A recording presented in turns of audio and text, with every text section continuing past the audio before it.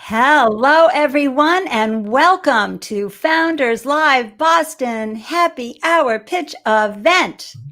Yes, hello. Welcome, everyone. This is our sixth installment of the Founders Live virtual monthly pitch event. I am AJ, along with my lovely co-host, Miss Ande Lyons, and we are here to pretty much present the best show on the internet tonight. We're showcasing 5 new innovators, some technology, some consumer products. So it's going to be a very diverse group of entrepreneurs, and they're all solving some unique challenges they're facing out there in the marketplace. We also have a really awesome expert panelist today, and he's going to be really giving us some golden nuggets and really digging deeper into the business model, the strategy of the startup founders, and really coaching them at the end of the day, how to pretty much navigate through a lot of troubled waters that they'll encounter over the next couple months and even years. So I can't wait. Just let's get the show going, I guess. Absolutely. And everybody who's showing up, put your comments into the feed. Let us know what you're thinking. Add some wind to the sails of these founders as we move through the evening, okay? Cheer them on. Ask great questions. You're as much a part of this event as everybody who is in the room here tonight. Absolutely. Okay. We have our lovely team member, Omama, from Tomorrow's Prosperity Group. She's going to be chiming in with everyone, pretty much getting the audience engaged. When you leave your chat and say hi, introduce yourself. Where are you from? What city you're in. We're pretty much international now since we're virtual. And what problem are you solving? Are you an entrepreneur? Introduce your company and just say hi. Introduce yourself to the entire Founders Live community. We're excited to hear from you. And there's Kaveh from Austin, Texas. Hi, Kaveh. Hey. So, and that's a really good point, AJ, is that, I don't know about where y'all are hanging out, but here in Boston, there are no networking events. So these online, virtual, live stream events are key for you to meet people. Throw in your LinkedIn profile, make connections, and say hi to folks, because you never know where your next collaboration is going to come from. And speaking of amazing mentors, startup founder, angel investor, and all around amazing smarty pants, No Fall is right there. So be sure to say hello to him if you're on the YouTube thread. He's always generous with his time and a great person to connect with. Okay, AJ, shall we start the... Yeah, we're going to start with a quick video just showcasing, Founders Live, why we start Founders Live here in Boston, the global mission of Founders Live, and what's next for the brand and everyone that's part of this ecosystem. Yay. Get away. All right, then, let's do this. Founders Live is the global venue for modern entrepreneurs, especially during these very challenging times. The direct impact of COVID-19 is currently being felt around the world, and it could get worse before it gets better. We are here to help you through these challenging times by connecting you to the people, information, and resources meant to move you forward as you start your next project.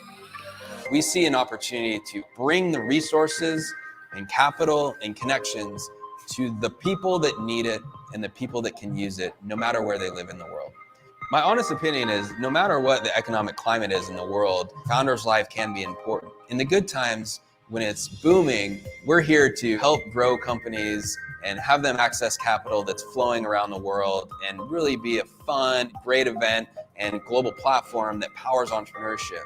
In the tough times, we actually think we can be the answer, given the fact that if people are actually getting laid off and unemployment starts rising, well, the choice to start their own business is front and center, and Founders Live is right there to help them grow.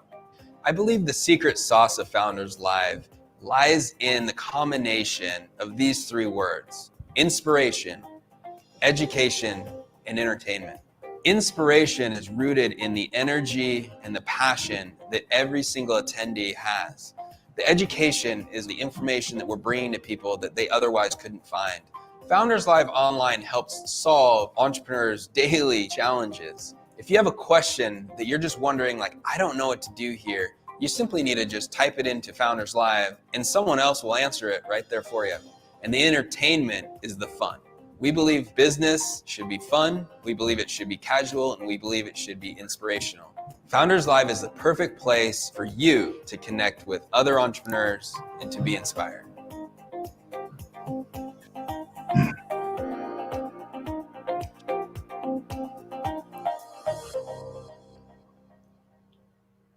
Hooray, hooray, hooray. Awesome.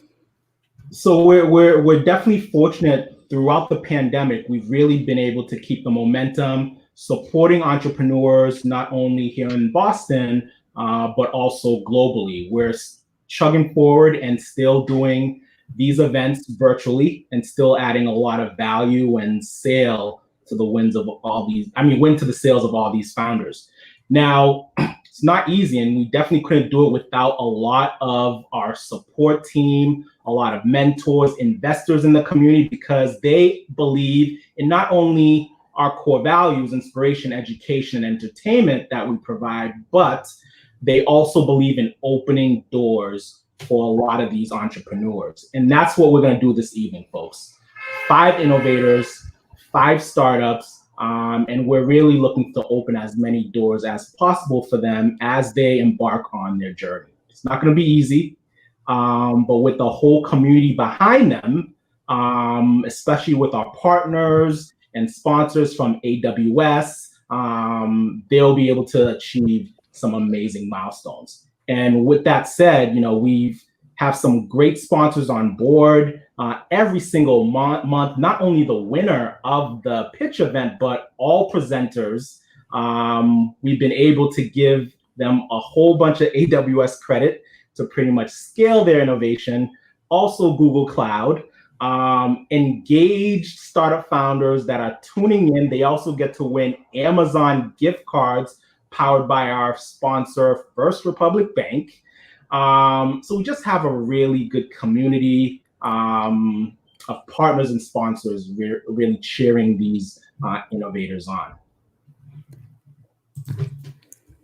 And let me tell you a little bit more about what these founders get. So first of all presenters tonight will get $5K in AWS credit. Now, if you're familiar with technology, you know how challenging and expensive it could be pretty much launching, whether it's a web platform or a mobile app. Hosting fees could pretty much get outrageous and astronomical. AWS stepped up to the plate, and they're offering $5K in credit to all presenters. Also Google Cloud, $3K in Google Cloud, and the winner, the grand prize winner this evening, gets $10K in AWS credit. That winner also gets UI UX review session with my company Synergy Consulting. We build, design, and launch amazing web and mobile app platforms. They also get a 30-minute founder coaching session with our gracious co-host, Miss Ande Lyons. She's a seasoned entrepreneur. Won't say how many decades, but seasoned entrepreneur.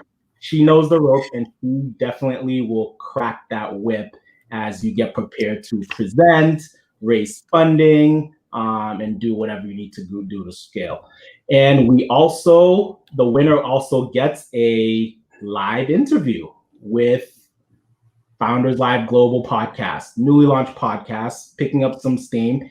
And you get a featured highlighted interview with Nick Hughes, telling everyone about what you're working on in whether 30-minute to a full-hour session featuring you. All right. And last but not least, we have our newest partners, Media Prepared. Ta-da. Eric Cox and his company at Media Prepared. You know so much about Eric, Ande. Why don't you explain to the audience? Absolutely. So I'm just going to leave this out here because what Eric does, and we all need to be prepared for this, a mic will be put into your face and you will have to command the moment to the media. And that's not easy. And Eric helps you be prepared. And as a founder, you've got to have your sound bites ready for a quick interview, whether the local news station is coming over to safely interview you. But also when you get picked up for an event, or sometimes you just have to know how to step in and be the founder that you are and have the right words. And he just helps you with that media presence so that you got that whole thing working. Yep. When I first launched my technology product, listen, I've been an entrepreneur for a while, and I've actually, been in front of the camera before, but launching a new product has a whole bunch of challenge in itself, but then you have to present that to the media, and it just adds another layer of uncomfortability. And Eric really does a great job at really settling your nerves and really getting you to focus on what your brand is all about, and having the ability to articulate that in a very simple way. So we're excited that Media Prepared is on board. And AJ, let's take a moment and thank one of our favorite sponsors who really took good care of us for the first 18 months or so of our live event, and that is CIC Boston. Here is a word from this wonderful sponsor. Hi, my name is Solomon Flax, and I am the Boston Events Lead at CIC. CIC is proud to support Founders Live as part of our mission to help solve the world's problems through innovation. We're a global community within which innovators and entrepreneurs can meet and collaborate, and we help them grow their businesses by offering world-class infrastructure, attentive hospitality, flexible office space, and by supporting amazing events like this one. So if you're curious about co-working or just want to get involved in CIC's vast startup ecosystem, you can reach me at Flax, F-L-A-X, @cic.com, or by visiting our website at cic.com. I'll also be in the YouTube Live comments throughout the evening. Thank you so much, and good luck to all the presenters tonight. Yay! Yeah, we love CIC and all the programming that they do throughout the entire month, supporting entrepreneurs. They're just an awesome organization to be a part of, and we thank them for their partnership and support over the past 18 months. So thank you, Solomon. Okay, guys, so tonight we have a great lineup. We have Find Our View, we have Seedbox Digital, we have OnTrack, TeamLift, Sinon, and amazing. These 5 founders are going to pitch their business in 99 seconds, and then we turn to you, oh amazing audience, and you ask your questions. So as the founder is pitching, I want you to start thinking, I wonder about this. Oh, I wonder how they're going to do that. Oh yeah, I want to know more about this. Or just congratulate them for having the courage to get up and pitch their business to the world. Please put your comments in the chat room, in the comment sections. We will pull them up, just like right now with Solomon Flax. Hi, Solomon from CIC. That's how we'll put them up. We'll pull in Yasmin Z. Hey. Yeah. So any of the questions, hello from Australia. Woohoo, Victoria. That's how we're going to pull your questions up. We'll leave them up there not long enough for the founder to be able to answer them. And then we move on to our expert, Will Herman. You're going to learn all about him, but let me just put a little something up here so you can understand how fortunate we are to have this expert tonight. This is Will Herman, angel investor, startup mentor, etc. And just so you know, look at this. He's the author of the Startup Playbook. Amazing. 2 versions of this book. It was their original. This is his second edition because even more information had to happen.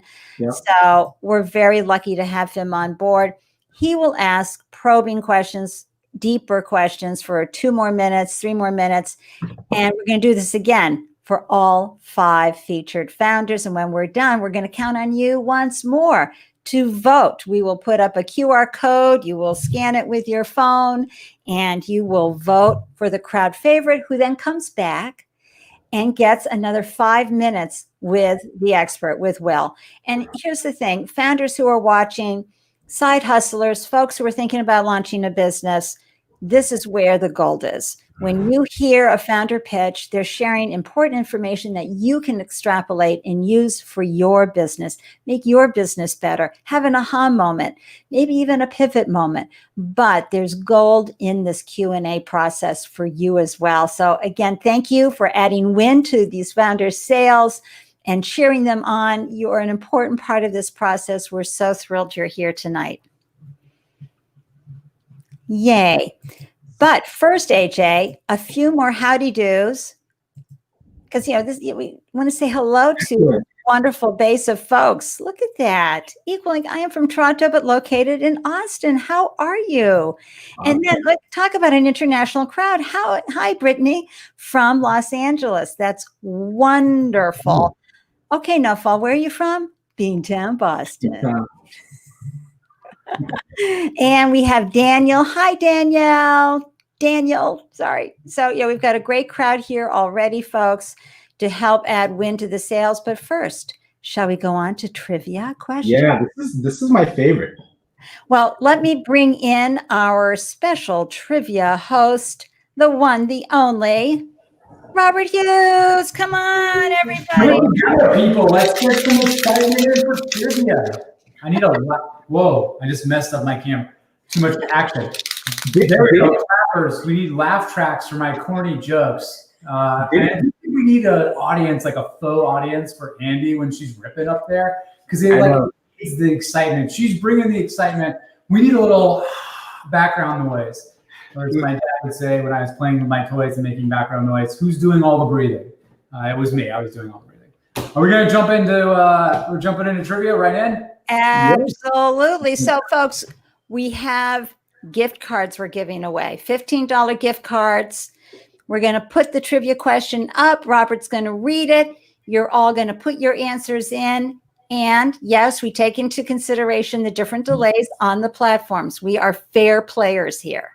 Except when I give away hints, and that happens all the time. I'm terrible at giving away hints. I'm so sorry. I just want people to win. Who is that woman from Saturday Night Live that Kristen Witt plays that she can't keep a secret? Yeah, that's me. That's you, Robert. That's funny. Okay, so let me bring up question number 1. Are we ready, everybody? I feel ready. Okay, bingo. Okay. This new consumer goods travel startup was founded by a former employee of Warby Parker and is now valued at more than $1.3 billion. Billion with a B. I think we have about a 12-second delay. The answer actually rhymes with delay. Oh, man. Can we do a prop bet? I'm going to guess that our first answer comes in from YouTube tonight. The first one will come in from YouTube.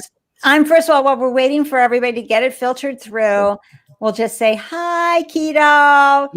Hey, what's up? I think she won a gift card last month, just saying. I think Stefan won last month as well. Yeah. And Stefan, please. He's got the trivia app. Yeah. A former winner a year ago, Stefan. Okay. We got some answers coming in here. Looking good. Somebody in the green room got it already. I want to say that the founders that are presenting are not slacking tonight. Yeah. And by the way, no, Stefan. Lola, Stefan, I'm ashamed of you, man. If you're always on IG, you can't miss this company's ads. They're literally everywhere. Everywhere. Hey, Lone Garland or Luann. No. Low. I feel like that was a typo, though. She has to put in the right answer. She did it below. There she is. Typo, and she put it in the next one below. Is it Loann or is it Lone? Loann? Is it? That's, we don't know. We're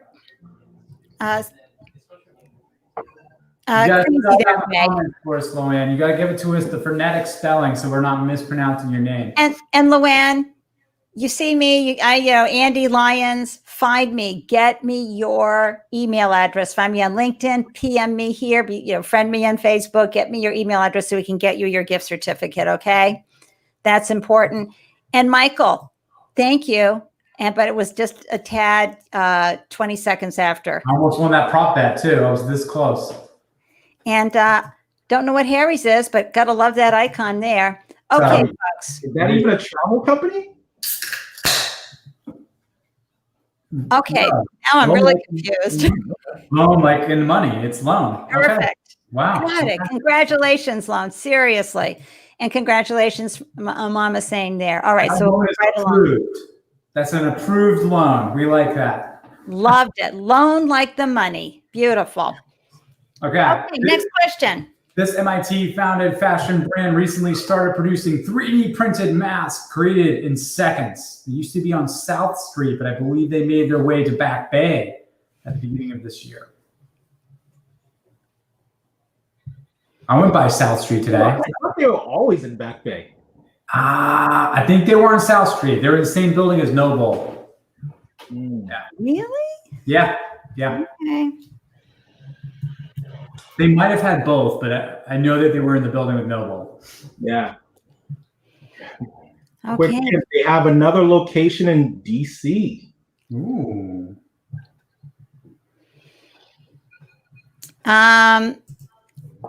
How are we doing on the answers here, guys? I think this is a tough one. It is oh, nope, we got somebody with the answer. Yeah, Eddie's going, yeah, I don't know. Eddie, fair. I wouldn't have gotten this one either. I'm gonna be honest. Wow, you're a fashion guy, man. There it is. There we go. Okay, Pari. Wow. YouTube's Okay. got an advantage tonight. I'm calling it. YouTube's got the speed advantage. We Oh, all no. know every week. there's a Loan was speed- Facebook, though. Loan was Facebook. So, Omama, will you get Pari's information? Pari, you've seen Omama in the thread. Make sure she gets your email so we can get you your Amazon gift card. Thank you. And yes, we've now, Keto, you were in there. We saw you. Mhm. That's awesome. Shout out to Ministry of Supply and Gian over there. They really donated a lot of masks to bring them in Women's Hospital and other healthcare centers in this area. So shout outs to them. Absolutely. Absolutely. All right, moving right along. Question number 3. You reach this startup stage when your customers are buying at a faster rate than you can supply. So this is a startup term, folks, that everyone uses. And this should be very easy. That's a good problem to have, but This you is know, a you great- have to This is a prepare great for it. problem to have. Oh, he thought Zaronic had it first. I don't think so. Where was Zaronic? Nope, didn't see Zaronic up there. Talking to myself, talking to the comments. We have growth. Any other hints, Rob? Are you feeling fit? I mean, have you been working out and feeling fit? I'm always working out. I'm never fit, but I'm always, guns out, sun's out, guns out. Not super fit. I like to drink too much, apparently. And pizza, like me and pizza have gone to know each other so much more. That's the new normal. It's like opening a pie and devouring it. Okay, guys. It's We have 3 a words. tie. 3 words. Well, we've got it right there. We do? Christian. Right? There it is. Yeah. I'm telling you, YouTube. I'm telling you, that's the platform to be on tonight, people. If you're answering live, be on YouTube. Excellent. Subscribe to my channel while you're there. Thank Hit the you. notification button. That way you never miss out on the hot new content coming in from Andy. Okay, ready? Hey, Christian, you did a great job last month, and we know how to reach you. And also, let me just grab that. And Daniel, you were right behind him. But Christian popped up first. You're both on YouTube, so you had it at the same time. I just want to be fair. It's the mother and me. Okay, so let me just get the next question coming up, moving right along, and it's question number 4. This celebrity actor recently broke the internet for selling his premium gin brand to global spirits conglomerate Diageo. Diageo, yeah. Okay, I got me. Oh yeah, we remember the great ad he had to the bike company. His response to the bike company. What's the name of the bike company? Everybody, comment section. I thought you were gonna do the movie. We got a winner. We got a winner right there. Oh, I don't know if we can give it to Zantanic. I don't know about that. But I do notice a trend. Is anybody calling the YouTube trend tonight? I called that. I was on the YouTube train before it left the station. Let it be noted. Awesome. Well, I'm just grateful because I know that Mama is running the whole YouTube show tonight, comment thread. So it's making our life much easier because she's going to grab those email addresses for us. Thank you, girlfriend. Goddess, oh, great one. Yes, as she said. Thank you. Yeah, y'all are smart. And thank you for Peloton. I couldn't pull it out. Thank you so much. That was a really fun response to the Peloton ad. Okay, and He invested in Peloton as well? No, he did like a parody, I think a parody ad of Peloton. Yeah, because it was a misogynistic ad came out from Peloton, and he did made sure a really good response happened. All right, so question number 5. Let me just get rid of 4 here, and this is the final one for this segment of the show. Everyone. All right, ready. This Facebook executive was previously responsible for scaling up Google's massively successful advertising and sales platform. Is she gonna have to go before Congress, or is she gonna get like she's just gonna be good? She's all was good. it a she? I'll tell you, she'll do a much better job in front of Congress than Zuckerberg. I'll tell you. What's with Zuckerberg, the way he sips the water? It's like so creepy. Can you do it? AJ, can you do it? I can't do it. I'm sorry. You need a longer forehead for that. Good comment, Eddie. Oh, on that reading comment, the median reading for a household in the U.S. is down to 4 books a year. So that's the number to beat, people. Get over 4 books read a year. You don't win when you don't read. Oh, we got a winner. Yeah. Well, hold on. I might have. Wait. No Fall had it first. I love Christian. That was a great response. The lean in lady. Yep, good. Yeah.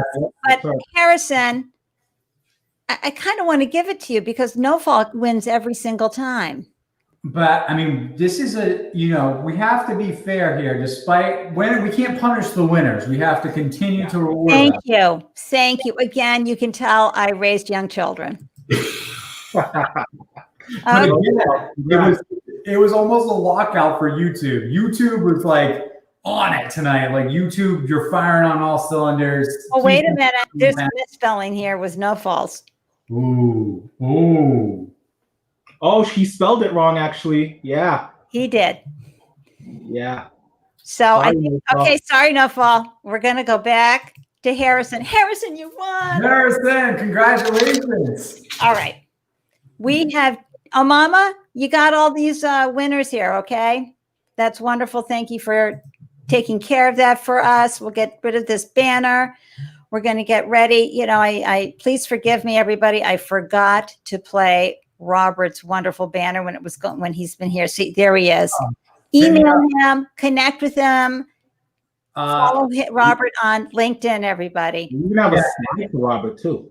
Hit me up on LinkedIn. I'm pretty responsive, except when my messages get out of control, which happens from time to time. I'm excited to see the founders present tonight. I love that we have 5 awesome founders again. Get to see them pitch, hear the comments from somebody who knows what they're talking about, and we gotta give that book another. Another boost. Here we go. Let's see it. Here it comes. This baby right here. Woo! The startup playbook coming to a bookstore near you. It's right there on Amazon, everybody. Go grab it. It is amazing. Seriously. Will puts it right into the right language, everything you need, the right flow. It's a mentor in a box. He's absolutely right. Robert, thank you so much. I'm going to remove you because I see George pacing. He's ready to roll down there. And take it away, George. Good. Good luck, George. All right, so let me go and grab George's banner so I'm on top of things. Hey, George, let me bring you in. Hey, everybody, meet George. Hi, everybody. He's ready to pitch his business in 99 seconds. So, AJ, I'm going to remove you from the room.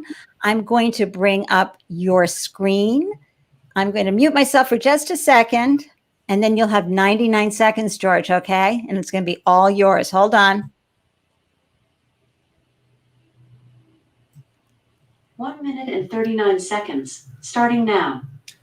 Hey everybody, my name is George Whitfield. I'm co-founder and CEO at Find Our View.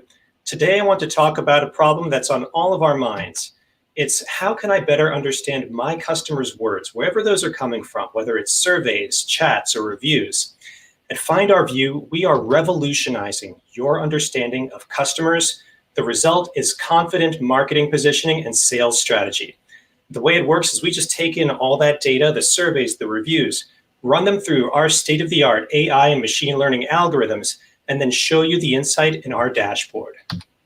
Here's what that looks like. This is real data. We've analyzed thousands of reviews and broken them down, not only by topic, but by fine-grained summary. These are subject, object, verb, actionable summaries, way more than you would see in other platforms. We quantify the impact so you know how prevalent each view is by those groups of customers. And then we show you the interplay. Now, these are opportunities because if some customers like the price, there might be something blocking them from buying, such as hard to navigate or the service is bad. How does it work? It's really easy. You just send us your data. Our consumer insight platform analyzes that data, and then you see the results in our dashboard. So sign up for Find Our View today. We are live, and we want to help you realize the potential in your customer data. Thank you. Brilliant. Wow. See, you can pitch a business in under 99 seconds, folks. Good job, George. Excellent job, George. Appreciate it. Setting the bar high. And so we know, given the delay, Yeah. Alexa off. Thanks, Alexis. AJ, you always have a great question. Go ahead. I think my question is when I think it was the second to last screen. To come up with your algorithm, how many data points did you have to go through to come up with like a sound algorithm that would pretty much give you what you need? Like how many surveys? Is it thousands, hundreds of thousands? Like much bigger. So really? Our models are trained on very large data corpuses. These are millions of statements, and we've actually taken these from the available sources from state-of-the-art machine learning research groups. These are circulated widely, and so we've trained them on data such as like all the data in Wikipedia, other publicly available data sources to get a detailed understanding of English language, and then fine-tune those on the surveys for each customer. Awesome. Nofal gave you a good job. Well, we all need to know how you making money. Oh yeah. So it's really a subscription model. So the idea is basically you sign up, you'll have a quota, we're pricing it per month based on the volume that you expect. So, for like $200 per month, you could analyze several hundred surveys, up to, I'd say about 500. And we, move up from there. And we have also enterprise deals as well. And Daniel is asking, how much will this cost based on the subscription model? Yeah, so I think entry level, the base product is $200 a month. We also have a free trial. So if you want to try it out, contact us. That's awesome. So my second question, George, is this. Most founders have like an intimate experience with the problem they're solving. So What is it about your background? What happened that really gave you this light bulb moment to really work on this particular venture? Yeah, so for me, my background, I went to MIT, bachelor's through PhD, started in computer science, and then I explored other interdisciplinary applications. So as I tackled these different challenges, it was always in a startup context. I just started looking at the world through this lens of simulation and computer models, and really wanted to use the knowledge that I had learned to try to generate understanding. How can I monetize just this act of creating understanding from AI? And we did a deep dive into the market to get to this point, but we see this huge opportunity as a result of both the technology, which I've been developing for years, and then the market opportunity based on all the interviews that we've done. Got it. All right. Well, I think we're just about ready to go ahead and bring in our expert. But first, let's have a question from Nofal. Does this integrate into current CRMs, aka Salesforce, ServiceNow? Great question. Yeah, so not yet. We are a lean early stage startup. This is our MVP. that's in our roadmap. We absolutely want to get there. So, the early customer traction we get will help us kind of step in that direction. And absolutely, integrations are really important. We want to do that. And our viewer from the land of Oz, who's up early, could this be used beyond consumer data, say for political or social issues for governments? Wow, what a great question. We actually have a pilot partnership with an MIT civic engagement group. They're running a campaign called americaspathforward.org. You can go there. We're actually the back end of that. And yes, it can be used for civic engagement, for government engagement. We also have a government contract for that as well. Excellent. All right. So we're going to bring in Will and let him take it from here. Hold on. Hey, Will, we've been promoting your book. We're so happy to have you here. Everybody, let's just do a quick hello to Will, our expert panelist. There we go. Hello, everyone. So I will remove myself and set the timer. Great. Thanks, Andy. George, great elevator pitch. That was super solid. So this seems like it's, sorry, looking at my notes down here. A good part of customer journey management. Have you guys thought about being part of that flow, or do you see yourself as something completely separate? No, this is totally part of that customer experience, that journey. We think the earlier we are in the journey, the better, because that's when it's most important to be asking some of these really open-ended questions that are exploratory. But that said, we've seen people suggest using this for other stages of the journey, customer feedback, product positioning for deployed products, even for customer experience and service after a product's deployed. So in terms of where we're positioning ourselves, we're really looking to the early stage. Gotcha. I gotcha. Something you have to watch out for there is that sometimes the best ideas are actually features of larger products or domains. Yep. And while they're nice and solid, they can't stand by themselves. Either you have to expand very rapidly to take up a bigger scope, or you have to see that you fit within and you have to integrate with other people, as you talked about before. Also, you talked about your customers send you their data. Yep. That seems a little strange. That's not a thing these days. You'd expect that they're going to be using multiple forms of data gathering, whether they're creating their own surveys, they're using SurveyMonkey, they're using Google surveys, they're doing something like that, or they're just asking verbally along the way. Yes. So I think the integration is definitely something we're working towards in our planned work.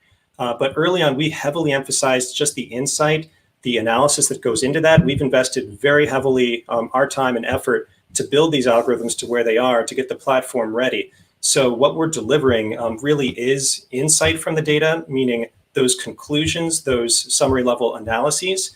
And as a result, as you noted, the data could be coming from all different locations. So for our early customers, we're going to work with you to get that data into our platform, wherever it may be coming from.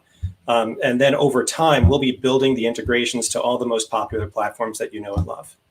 Got it. Makes a lot of sense. Excellent conversation. Great questions. Daniel in the comment thread said something to think about. This would be a great fit with Qualtrics. And he goes on to say their qualitative analysis is not the best. I know, that's so true. Yeah, I totally think this would fit well if, down the road they were interested in a better version of that text analysis. Great. So everybody follow, connect with George, follow everything that he's doing with his business, add some wind off on the other social media platforms, call him with questions, etc. Thank you so much, George. Thank you so much, Will. We'll see you with the next founder. Great job, George. Thank you. Thanks, Will. Thanks, everybody. I got to bring those clappers out. Okay. Thank you. Great questions, audience. Seriously. Amazing. Thank you. It adds so much value. Okay. So next, everybody, please meet Martine. Hi, Martine. Hi. Can you see me? We sure can see you. We can hear you. ready to glow. Let's bring your deck in. Yay. Everybody, you know the drill.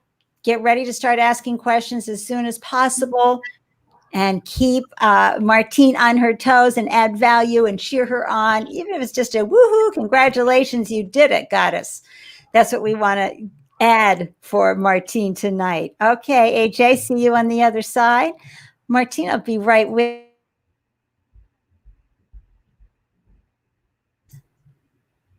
1 minute and 39 seconds, starting now.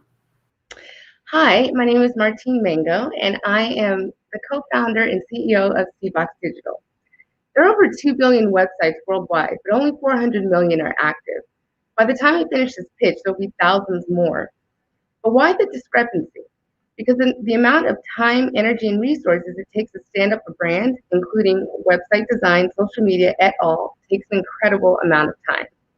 Sure, there's websites like Fiverr, Get a Freelancer, and Upwork where you can find a designer, and even with thousands of developers at your fingertips, it doesn't make the task any easier because one thing all of these sites have in common is that they do not teach their clients about best practices, thereby giving them autonomy and excitement to run their own brand. Enter Seedbox Digital. We are a full-service, fully integrated, full website development and marketing agency.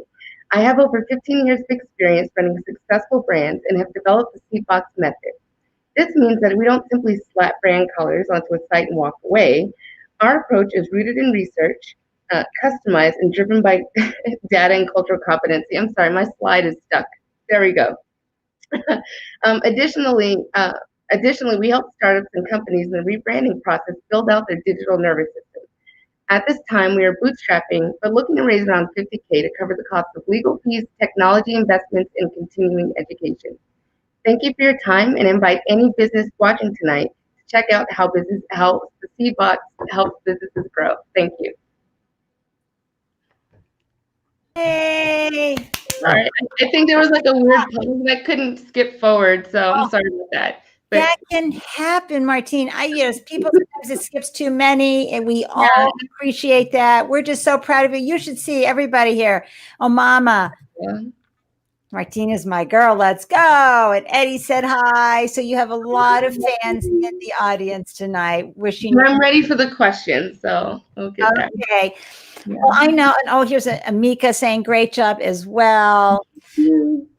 AJ, do you want to start? I have one because, I understand how important it is especially for a new business to get this right. And it's so easy. You don't want to save a dime by hopping on to the easier platforms and, set something up, but you have to begin as soon as possible to get SEO and to get traction. How does you do that specifically for folks? Well, normally when businesses approach me, they're initially starting. So with anything, you have to start with a baseline. When I'm creating a website, I usually like to get some sort of page up just so that we can start to develop traction and then put the word out to Google that we are here and to start sort of giving us brownie points, if you will, as we start to build out the site. So as soon as we have the information, we're able to hop on and make the domain live and get pages up, then we'll do that so that we can start to build that traction. Yes. AJ? My question is, obviously, I run a consulting firm myself. We mostly focus on mobile apps. My question to you is, when we were first getting started off, it was the challenge was, figuring out the right pricing for every single client. And at first, when we first, started, we actually lost money because we would under forecast how many man hours it would take and how many team members it would take to allocate to give that deliverable. So how do you price your services?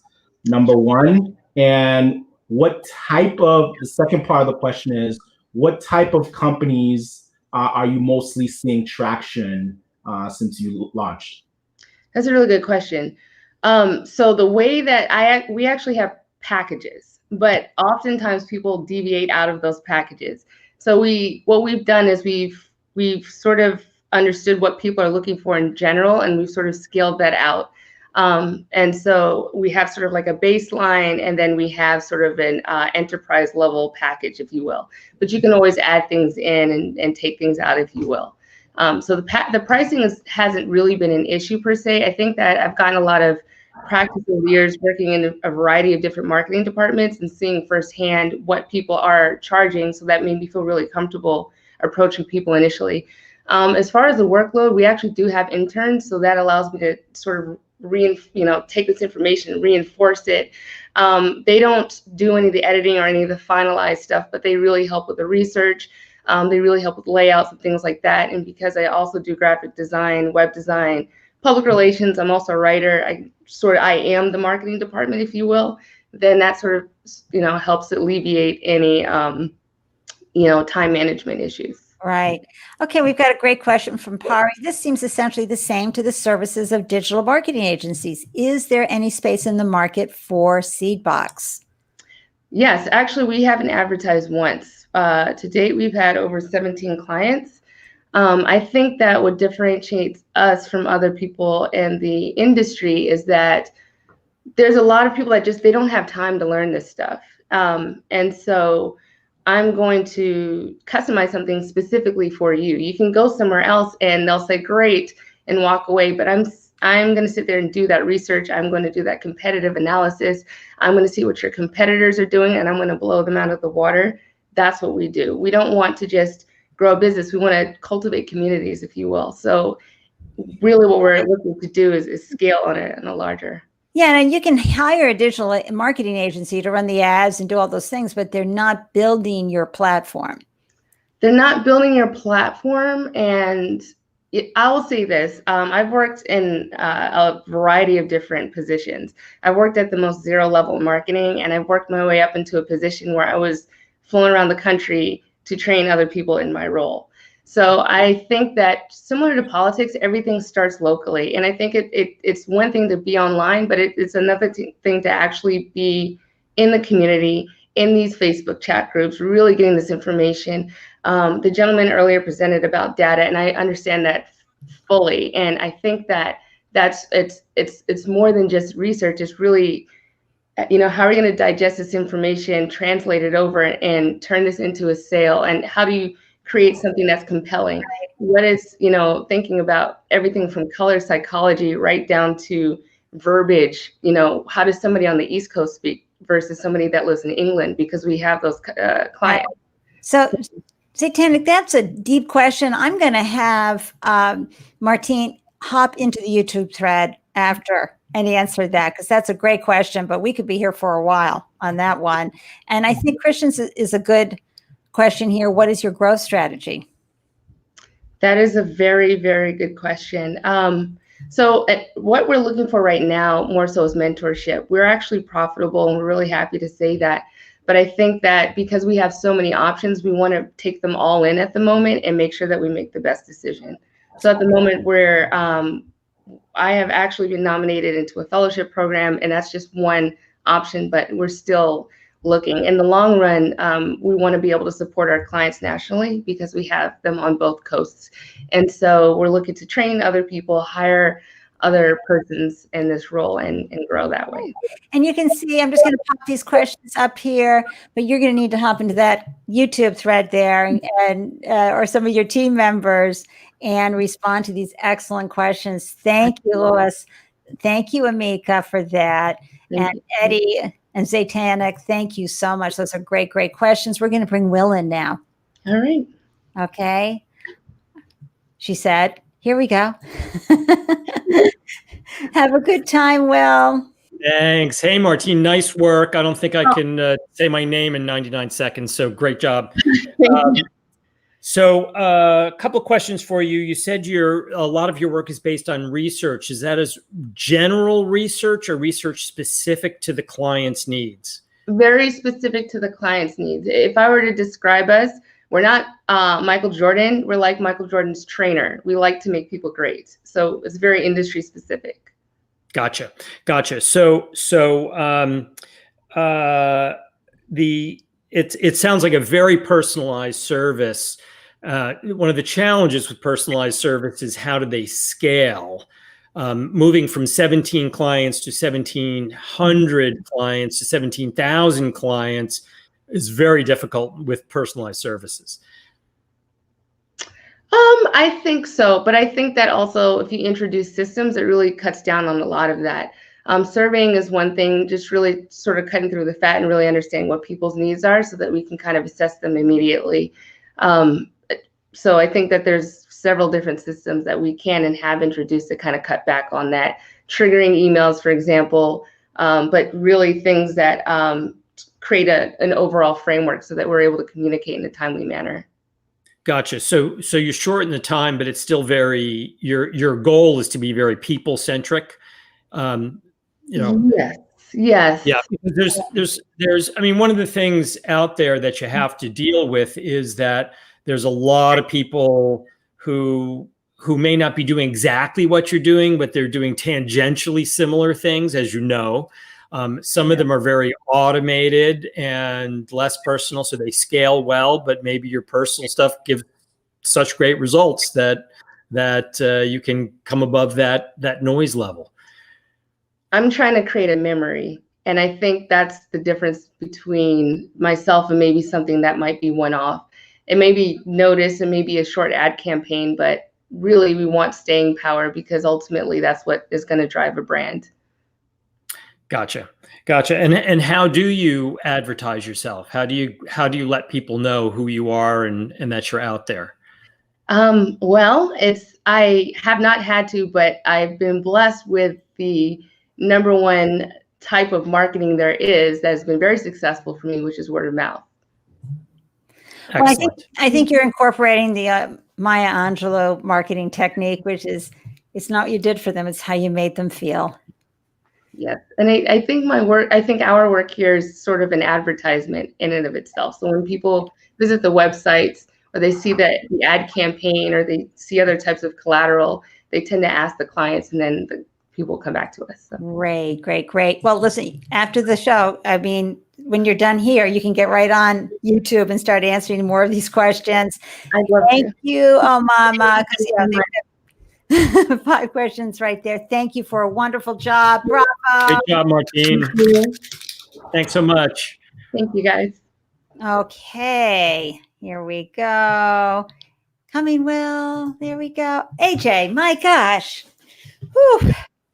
And yes, I'm going to throw this one up too. Love the confidence. Go, girl. It's serious. Tremendous. Are we ready for our next founder? We are. Yay. Albert. I'm looking for Albert's screen. Hi, Albert. Hey, how's it going? Hey, Albert. Good. We're excited to have you. Excited for your 99-second pitch. Definitely. And we'll bring that up to the screen. Excellent. Everybody going to love what Albert's got to share here. I am going to pop AJ out and I'll be right back.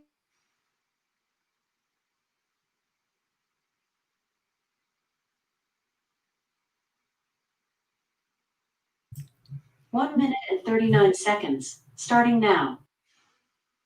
Hi, I'm Albert, an incoming freshman at Columbia University and the CEO of OnTrack. In our digital world, online distractions are endless, from video games to streaming services.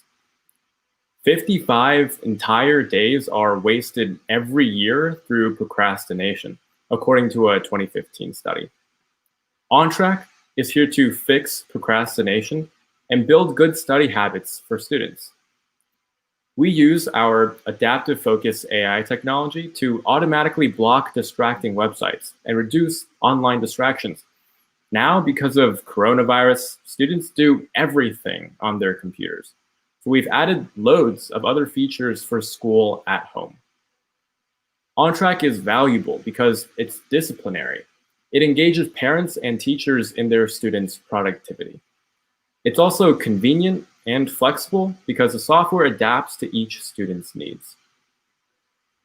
Our competition in convenience and regulation include Stop It Kids and Stay Focused, but they can't achieve the performance OnTrack has with AI being specifically adapted for kids. Our business model right now is a $5 monthly cost per student for schools and an $8 monthly subscription for parents who purchase it individually. We currently have over 200 selected beta testers, and local schools have expressed interest in using OnTrack this semester for online schooling. Thank you. Alexa off. Right on the money. Thank you, Albert. Job, Albert. Boy, especially, you're absolutely right in this time of COVID. Whoa, parents are trying to do so much, and the distraction for kids is everywhere. We got a great question from Michael here. Great. How much? Does that mean how much PHI from parents, students, personal history? Is that what that means? Or PHI from parents, students, school are you storing? Yeah, that's a good question. So we store most of the, in terms of browsing history, we store it right in the browser, Google Chrome storage. So the data is actually stored right in the browser where Google will encrypt it for us. When we don't use it, the model, the AI model, the algorithm builds kind of an understanding of how the student browses. And that's really all we do with the data, nothing else. Excellent. Okay. And then Victoria from the Land of Oz. I need this, and I'm not even a student. Do you have it for adults? You end up going down these rabbit holes when you're on social media. It's crazy. Yeah, we definitely have other plans to make adult versions, perhaps. For now, we're sticking to students because those are generally more demarcated subjects like math or English. Well, and as someone who gets lost on Pinterest in a heartbeat, that could really help. And, okay, I'll stay focused. No fault. The timing could not be better financially. Nicely said. William Johnson, how does this really help students with distractions/study habits? Yeah, so it definitely helps a lot because the software itself will block websites. It will just render these websites inaccessible when the software is in action. And we've received a bunch of reviews from parents and students trying this out, basically saying like this really helped them, decrease the amount of online distractions, like looking at your student's computer and it's on Netflix and not homework. Great. And go ahead, AJ. I have a question. So to get these early adopters, right? Are you targeting parents mostly, or are you targeting, teachers, or are you targeting administrators? Like, where are you spending most of your money to acquire the bulk of your users right now? Yeah, so mostly we've been doing warm marketing with like parents and local schools, not really spending that much money because I just graduated from high school. I have like a $15 an hour job. So yeah, not that much in terms of like marketing funding, but doing a lot of outreach essentially. Mostly for parents now, but once we snag a few schools, we're hoping that that'll kind of snowball into a bunch of like school districts, administrators, superintendent level. Okay, got it. Could you explain more about how the AI is adaptive? How will it be different than stay focused in UX? Great question, AK. Good to see you, Coach AK. See you, AK. Great question.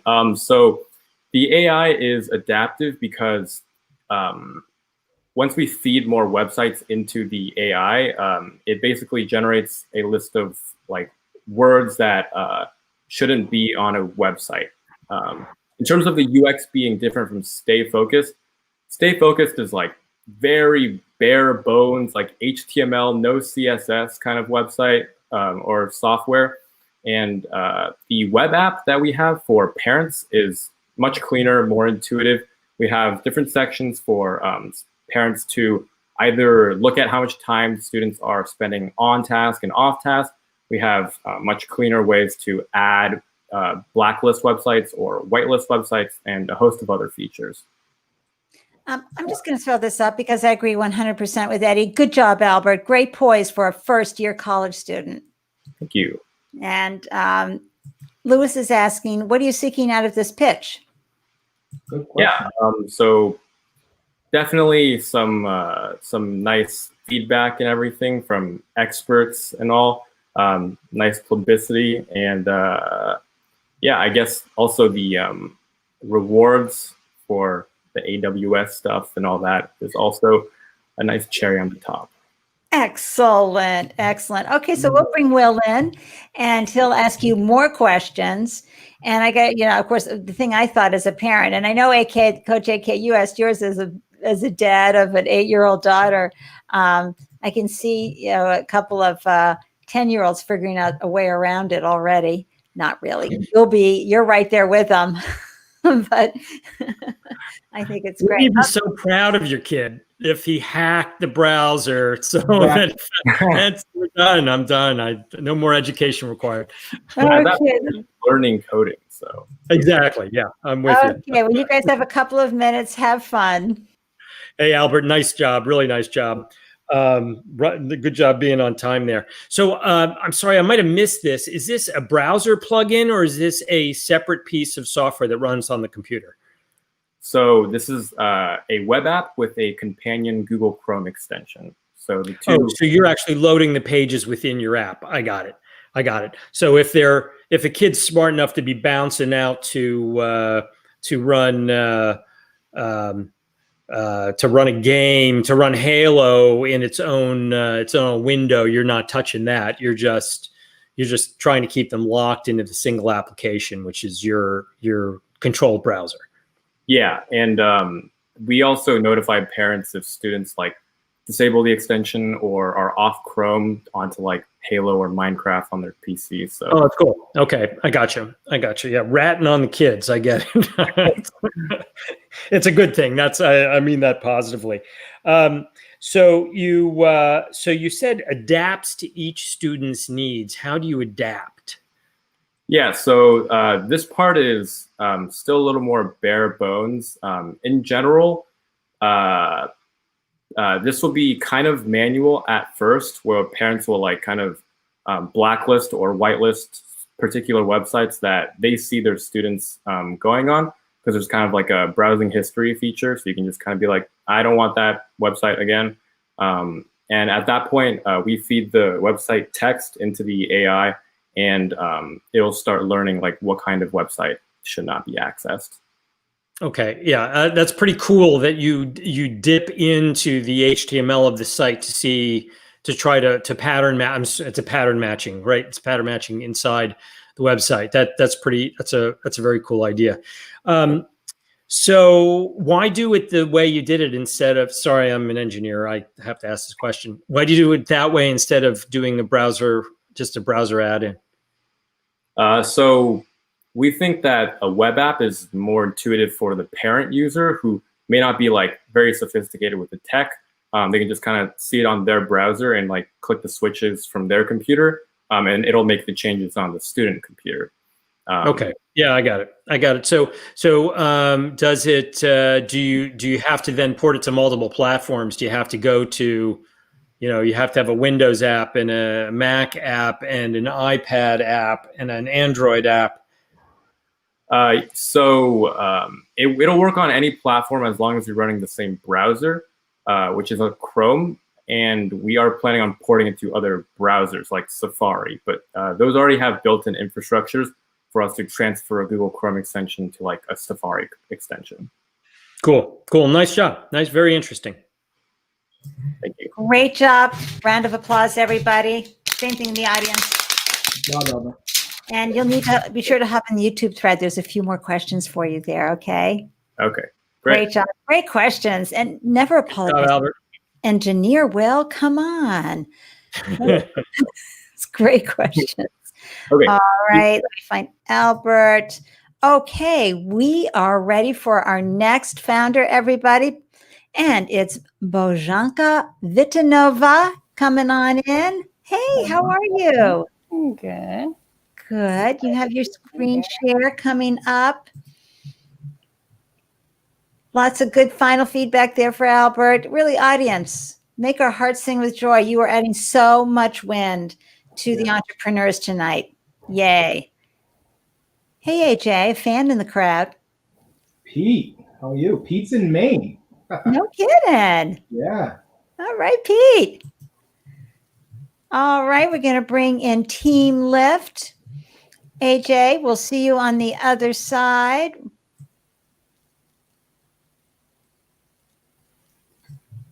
Okay. 1 minute and 39 seconds. Starting now. Good luck. Thank you.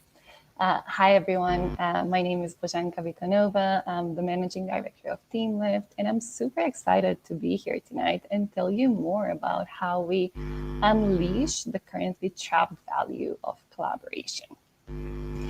If you've ever worked inside a large organization, I would bet you probably wasted a lot of time just searching for information, or maybe you worked on a project just later to find out that someone else did the exact same work.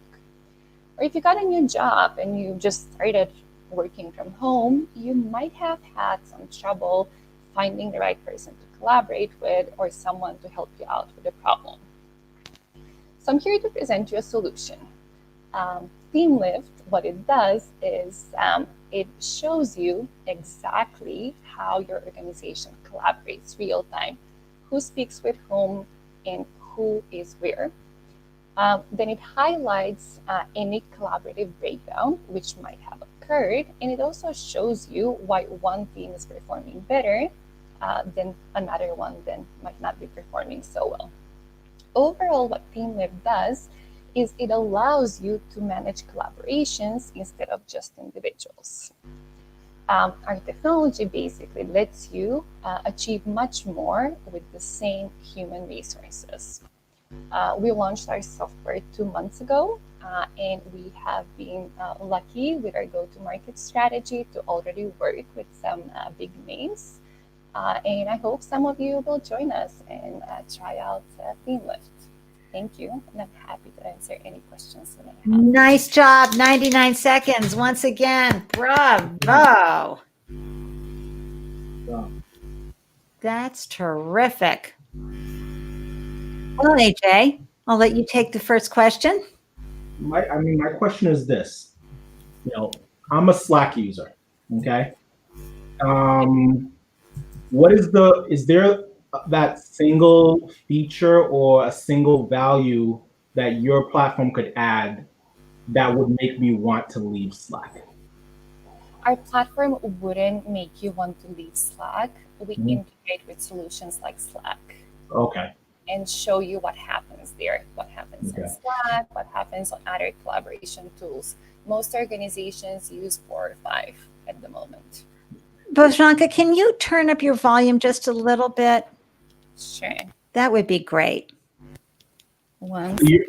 You're set up currently to integrate with Slack, Google Teams, like.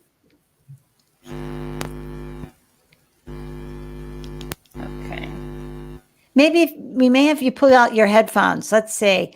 You don't want to take up too much time, but we understand. Let's try that. Okay.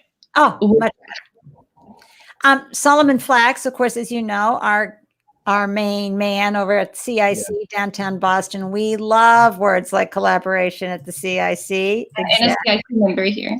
I love CIC as well. Nice. And so what compelled you guys to launch this business? What was it about this problem that you felt so compelled to solve? Well, we've all worked in teams that are dysfunctional, and we've worked in ones which just make you feel so good and so happy to just go to work. And we just wanted more people to have the latter experience. And so where are you? What is the stage that you're at? I mean, you've got some great accolades here. You are definitely getting into some wonderful programs that are giving you lift as well. Where are you at in the business? We have launched our first solution. So we have the first version of our software, and we're building out the second one right now. We are running paid pilots and expanding on our go-to-market strategy. So we're in completing development, beginning deployment stage. And what's the feedback been? Very good, really good so far. It's a new solution, it's a new market. Everything that happened with the crisis, with all the changes, made our solution much more needed. So we're lucky to be in this space. Have you developed the mobile platform yet to coincide with the desktop? Not yet. Not yet. Not- Okay. We have the desktop version at the moment. Uh-huh. We got some new, let's see. What else? What other questions for Bożenka? What is, specifically though, as far as the feedback, because we all have been on teams that were dysfunctional and we all want this to happen too, but how do you have those who are using your product come An through? Yeah. So most recently, as of yesterday, we worked with a company that has been trying to activate a global innovation network. They're dispersed all over the globe, and they just haven't been able to get people to work in separate teams and get things going. So what we did is we mapped everyone out, and then we were able to offer specific insights showing them who can collaborate with whom, what can the core team do, what kind of connections they can create between individuals. And we presented that solution that is helping them launch this initiative. So this is one example. We had another example where we worked recently with an operations team that experienced a lot of changes recently. Mm-hmm. And they had one of the sub-teams that was not performing that well, that was hurting the KPIs of the whole department. And we were able to understand where the bottleneck was. We were able to identify communication breakdown and help them fix it. That helps a lot because, you can use Slack and have a great time on Slack, but if nobody's really bringing it, right? If there are some, whether it's hurt feelings or people aren't leveraging everybody's ability properly, that's not going to work. This is a lofty goal, I think. Yeah. For folks. Let me go ahead and bring in Will. Hold on, and we'll get the experts' questions here. And the questions in the audience that you can address is, how is, because analyzing collaboration is a little vague. Lewis is right. So what the heck is this product actually doing? And so I think that's something you can talk a bit about when we bring Will in as well. And folks, this is the beauty, but not the easy part about putting your business out there. When you are pitching in 99 seconds, you only have so much you can share. And our audience is so good at asking the tough questions as well as popular questions. So we appreciate that because our founders all grow from this experience. So AJ and I will pop on out, and you and Will will have a few minutes to chat. Thank you. Hey, Bożenka, nice work. I'm going to riff on that last question a little bit. So let's say I've got an organization that I don't feel like, I'm a manager of an organization. I don't feel like it's particularly working great. Tell me what the inputs are to your system and what are my expected outputs? So the inputs are three things. We assess individual competencies and behaviors. We have our own psychometric, which allows us to understand what kind of skills each individual has. That's important for the algorithm. Then we see what kind of communication patterns exist. There are two ways to do this. We can do it in an active way where participants or employees provide us with that information, or we can integrate with a collaboration tool and get the information from there, and we get the business objectives. So the KPIs, if there is something that the manager needs to work on, and then we use all of that. And the output is a couple of things. The first one is we usually have a problem that is posed to us by the manager, and we use all of this information to answer the problem. So if, for instance, the problem is where there might be a communication breakdown, we point that out and we provide suggestions for how that can be fixed.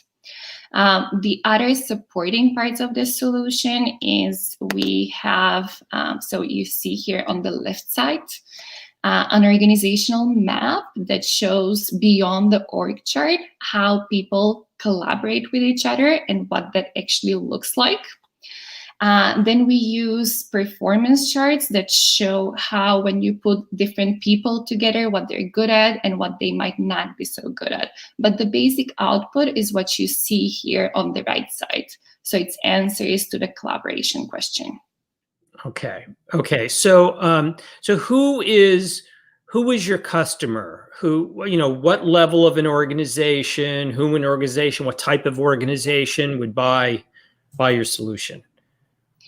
Our customer is a head of a department, so someone who manages from 50 to 300 people. Those are the types of people we've worked with. And we've worked across different industries, and we're also speaking to companies in different industries. The ones that have experienced a lot of change lately are the ones who are more interested in our solution, but we're industry agnostic. Gotcha. Thank you. Great job. Great questions, audience. Will, as always, amazing. Thank you. Blanca, thank you so much for pitching. Thank you, Blanca. And we're ready to bring up our final presenter tonight, the one and only Afreen. Hey, everyone. How are you? Doing well, thanks. Oh, we're so excited. Thank you for joining us tonight. Thank you for being our final featured founder to pitch tonight. AJ, I'm going to pop you out of the screen, and I'll be right back.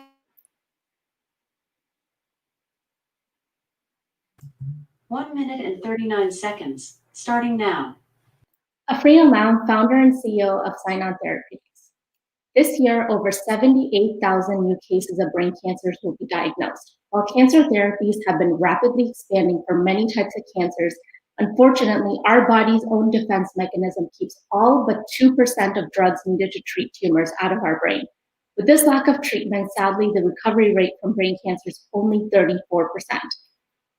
Sinon has developed a patented carbon nanodot, CND, that acts as a Trojan horse drug delivery platform that allows drugs to cross the blood-brain barrier to treat many diseases, including brain tumors, seen here in red with the tumor outlined in green.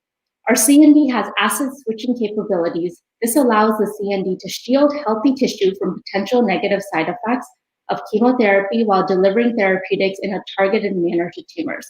We have begun our animal trials, successfully encapsulated 6 different types of drugs, a large biologic, and also recently created a cocktail of drugs within a single CND. Here's our team with our technical members and advisors. We plan to make the CNDs available to pharma companies for them to use as a drug delivery tool for their therapeutics. This will allow companies to develop treatments with lower side effects and toxicity, which could dramatically improve the lives of millions of people. Our plan is to continue our preclinical trials to further de-risk the platform and to move forward to strategic partnerships with pharmaceutical companies who have life-saving therapeutics that need to cross the blood-brain barrier. Thank you for your time.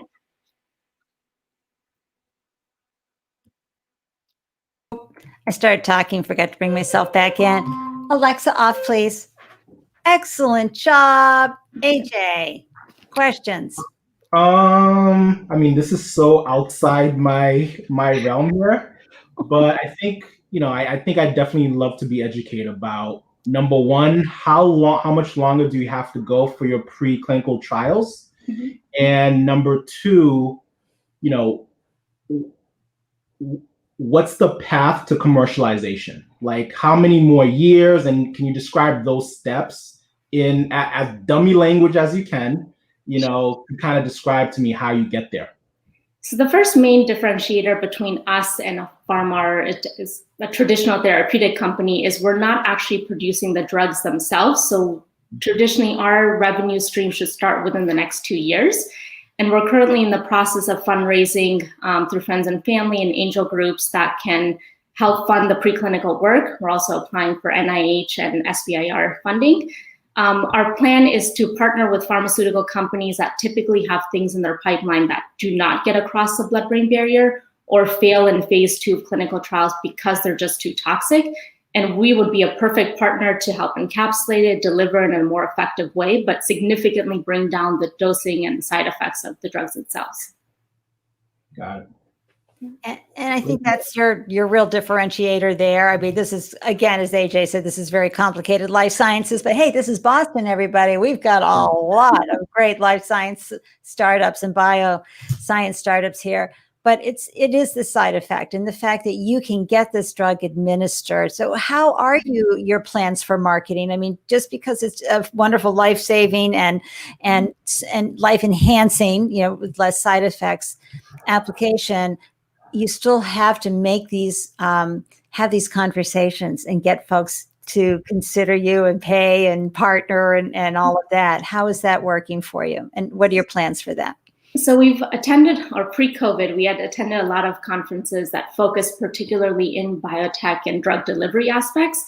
And we already have interest from big pharma like Lilly, Celgene, Sinon, and even Janssen, who's provided letters of support.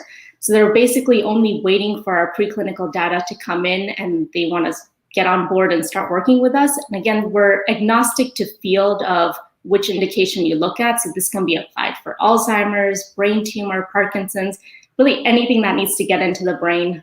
That's our focus. And we're essentially the Trojan horse for drug delivery. Yeah. Come on. That's a great tagline. So to complete the preclinical trial, to complete that, is it contingent on additional funding, or are you guys going to be able to do that soon? Sure. So that's what we're currently fundraising for. Up until this point, we've been self-funded and won the Duke Startup Challenge and the NC Idea Grant. But now we're at a phase where we need to grow more rapidly. And so that's why we're fundraising, but in parallel, also applying for government funding. And we plan to have that completed within the next 2 years. Great. Louis has a great question here. What happens to the nanoparticles after payload delivery across the BBB? Oh, he's showing off now. Even if they decay, is that waste in any way hazardous? Yeah, what he said. So 2 parts to that answer. So first, since we're carbon-based nanoparticle, the immune system doesn't recognize it as a foreign particle, so it's not fighting back. But it's also water soluble, so it gets filtered out through the kidneys, doesn't stay in the body to have any adverse effects. We've seen a peak around day 3, and by day 6, it's completely out. So we haven't seen, the toxicity is extremely low. Excellent. No Falls asking, are you the only biomed around with nanocarriers or quantum dots drug delivery? No, there are a lot of competitors, but the key differentiator is we're carbon-based, we're non-toxic, we're actually self-fluorescent, and we're a platform, so we can apply to many different disease models rather than just focusing on one indication. Wow. And then Pari, why would a big pharma company go with you instead of relying on their in-house research team? So that's a great question. So pharma companies are focusing on the therapeutics side. They're not really building the in-house drug delivery aspect, and that's where they're partnering with a lot of biotech companies to bring in that expertise. And so that's what Sinon really develops and focuses on. Excellent, excellent, excellent. Yep, my game with this presentation. Understand. I remember when you pitched at the Female Fellows at, let's do a shout out, the Capital Network. Love the Capital Network. Go check it out. It's a local organization here in Boston. And I was just so impressed with what you have developed with Sinon. Let's bring in Mr. Will Herman. Here we go. Add him to the stream. Hey, Irene. Well, AJ and I will pop up and have a great conversation, you two. So this is super cool. It is on the. I'm interested in microbiology. This is sort of on the edge of my understanding. So let me ask a couple of basic questions. First of all, I really like the positioning around the concept of phase 2 trials that have failed because of toxicity and lowering the dosage based on crossing the barrier. I think that's a really solid position. Did you, when you started, maybe I missed this, but it seems like you were thinking, you were focusing on cancer. Is that true? So our first indication that we're starting off with is brain tumors because it has a higher unmet need.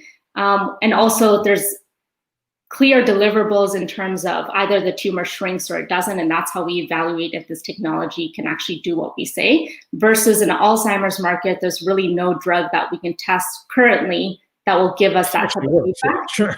So that's the main reason why we pick brain tumors. And then also because it's so aggressive, you have a very short window to start treating the patient very quickly. So, I mean, that's a lofty aim, and it also gets you tied in with a relatively small number. There's lots of people doing cancer research, of course, but relatively small number of realistic late stage trials. Is there a market for you to do something that's outside of FDA oversight? Can you do nootropics that need to cross the blood-brain barrier? So that's exactly what we're doing. We picked a drug that's a generic, paclitaxel, which is almost in every chemotherapy cocktail. The drawback to that is it doesn't cross through the blood-brain barrier. So this will, easily give us our answer.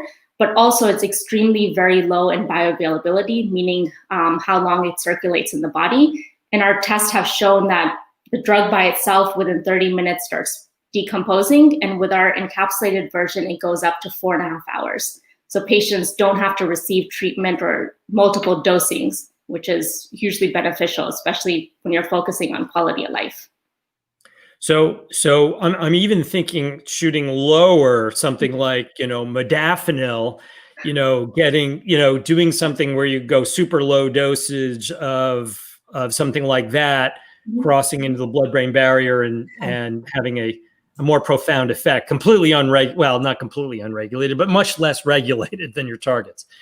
So I think for now, we're going to be shifting with paclitaxel because we want to build a proof of concept. And then once we have that proof of concept, it's easy to apply this to any drug or anything that's in the pharma pipeline. So that's kind of our strategy going long-term, hopefully. Fair enough. Excellent stuff. Thank you. Yay. Bravo. Thank you, Efreen. AJ, and thank you, Will, for your excellent questions as well. Excellent presentation. Thank you, Efreen. AJ, I think we've reached that time where we can begin the voting. Shall I bring it up? The best part. Okay. After we get into voting, we'll bring back Rob for part 2 of Startup Trivia, but you got to get those votes in first. Okay, you want to lead the charge on this, crowd favorite? Yeah, so you just scan your, open up your camera on your phone, scan the QR code, and it'll take you right into the Founders Live Boston voting poll. Select your favorite startup for tonight, who had the best pitch, and then you'll register with your name and email.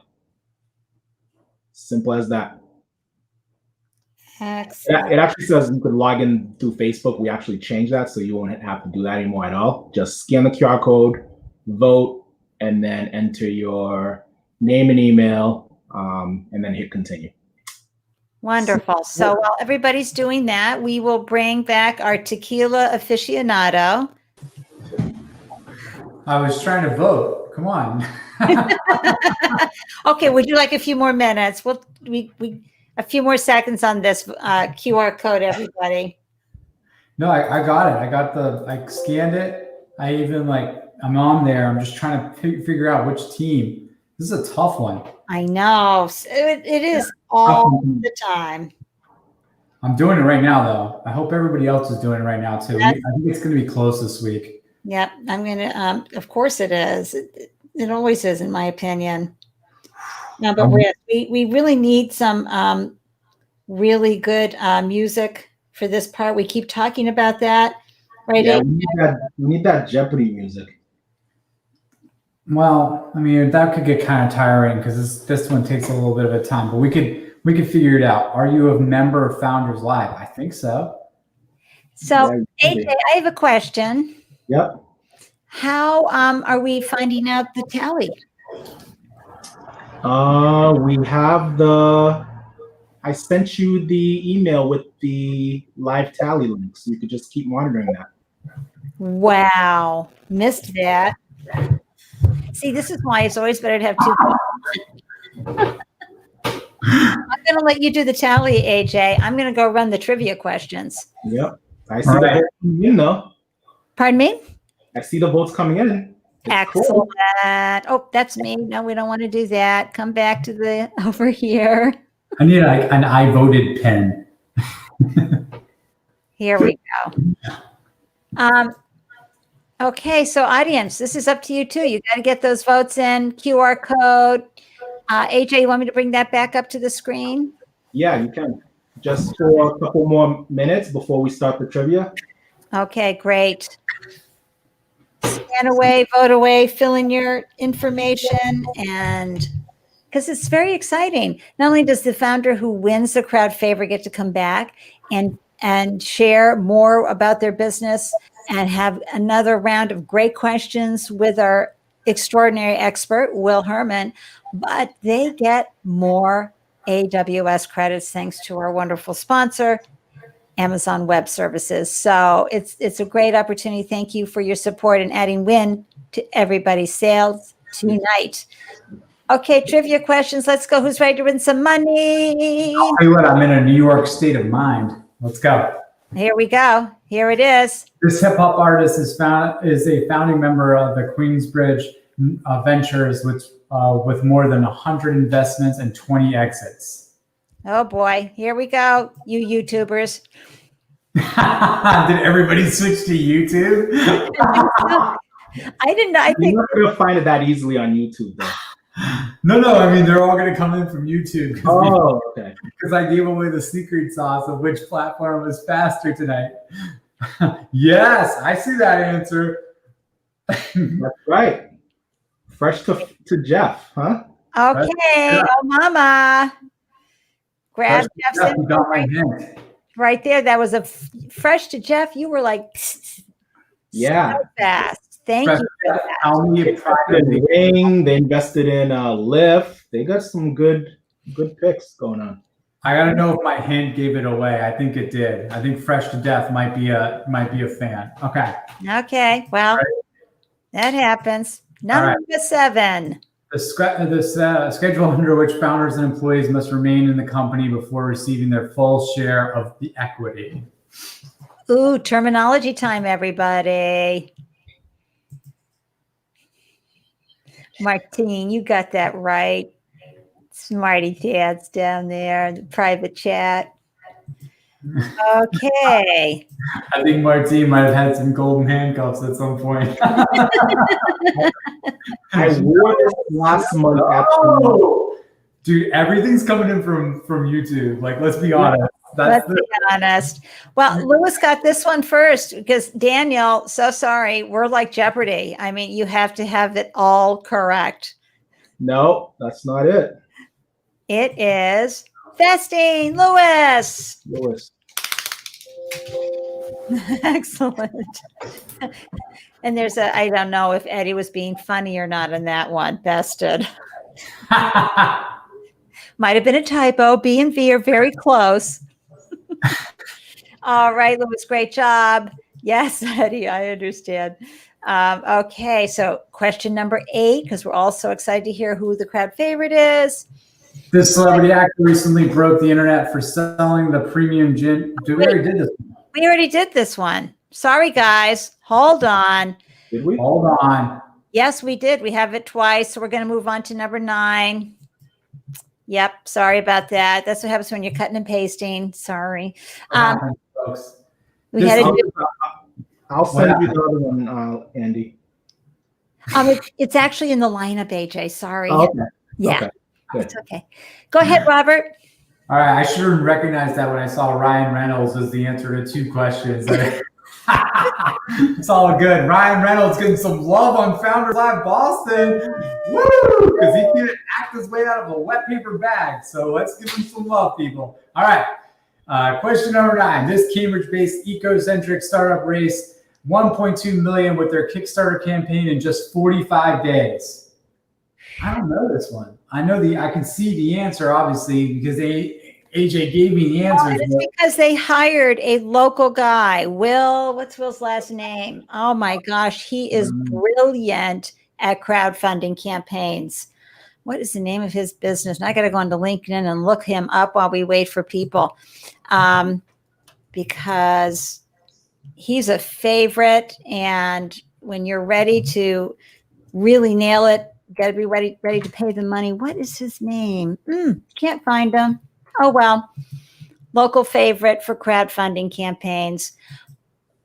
So okay, so here's a hint. Simon Cowell was writing something similar and fell off and broke his back. Really? Yo, That's a hint.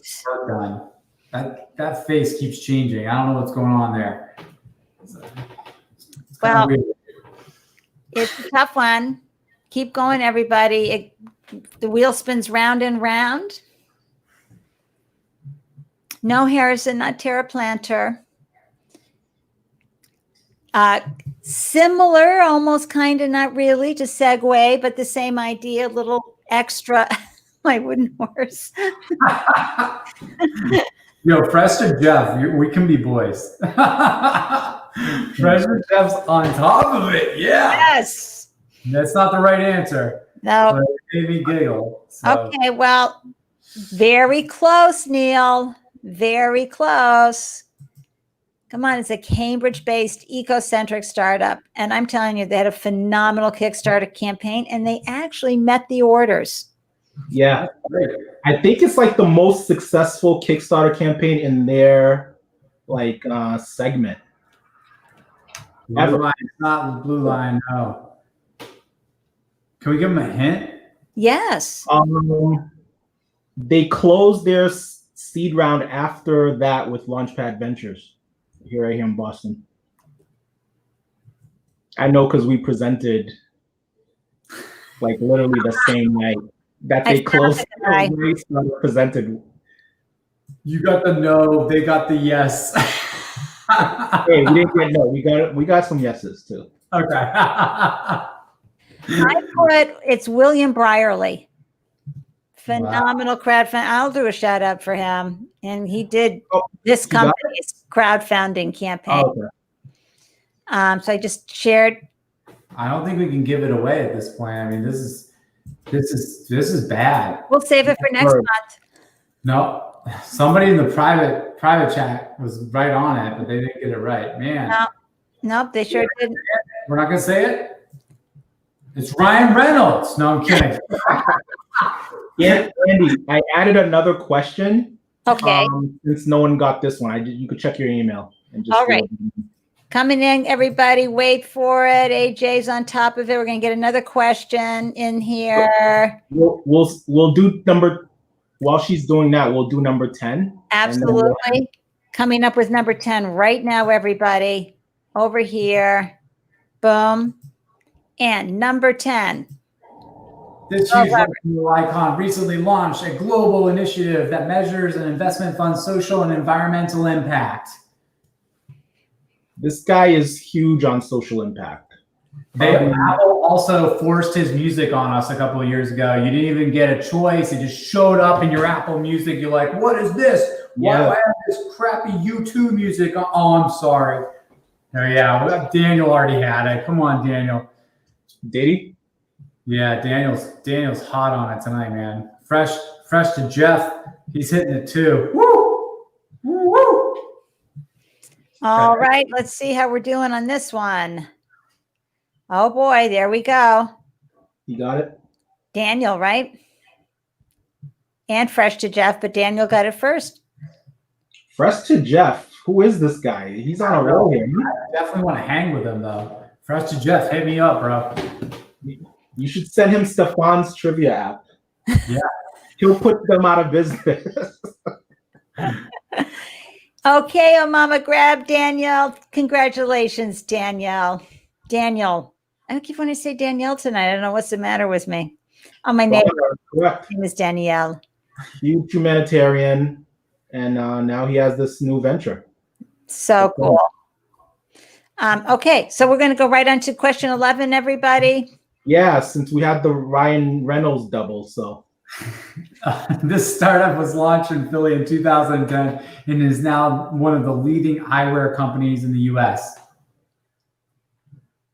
Yes. Okay. Oh, wow. Harrison is fast. Harrison got it. Dang, Harrison. Zenny. What's Zenny? Oh, Zenny's great. Right, everybody? You want funky and fun? Zenny. Was that Check out Lensable too. Cool little company out in California, knocking it out of the park. Lensable. Harrison, way to go. Good job, Harrison. So we're not going to give the answer to number 9, right? We could put it back up and then we'll tell them. Okay, so Mama, you got Harrison there as the winner, and then we'll do one more time, everybody. Cambridge-based ecocentric startup raised 1.2 million with that Kickstarter campaign that William Brierley, who I put his LinkedIn info into the comment sections. Rhymes with orange. I'm just kidding. It doesn't. It's how I don't know how to. Oh boy. You know, Martine, do you know Stefan? Do you know his game? His app. We got it. He won crowd favorite a year ago. Yeah. He's got a trivia app. You do very well on that. You're in the private chat. I can tell you like that game. Yeah. We'll connect you with Stefan. Okay, so this is just I don't know what we're gonna do about this one. I think we gotta do what we did to Ryan Reynolds. We gotta put it away. Okay, put it away. What we'll do is we'll think of another move for it later on. Great. And just because I don't want to leave Robert out yet again, Robert, are you going to read the crowd favorite? We are. Let me refresh the voting and see who won. I want to see if I picked the right one. I like picking the winners. I like YouTube. Wow. We got a winner, folks. We got a winner. Let me copy it into. Whoa! Not where are you going to copy it into? Into the private chat. Okay, so everybody, you're going to find out if you won right now in the green room. All right, I'm looking. Can I say it? Yeah. Do you want a drum roll? Sure. All right. And the winner of the fan favorite tonight is OnTrack. OnTrack, Albert. I'm expecting the crowd to go crazy. Oh my gosh. Albert. Hey. Wins Founders Live, Boston. Awesome.